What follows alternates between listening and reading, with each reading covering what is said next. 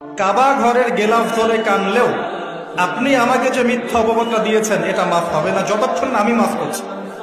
কথা কি বুঝতে পারছেন?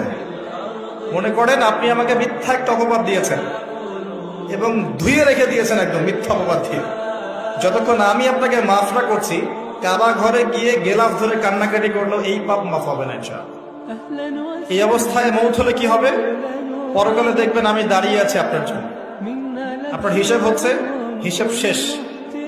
আপনি সালাত সাওম হজ জাকাতের নেকি নিয়ে উঠেছেন, কিন্তু দেখছেন আমি দাঁড়িয়ে আছি, আমার মতো আরো 10 জন দাঁড়িয়ে আছে। ওই 10 জনকে আপনি গালি দিয়েছিলেন, অপবাদ দিয়েছিলেন, তাদের গীবত করেছিলেন, তাদের সম্পদ বা সম্মানের হানি করেছিলেন। এখন কিয়ামতের মাঠে আপনার নেকি দিয়ে এই ঋণ শোধ করতে হবে, অন্য কোনো অপশন নেই।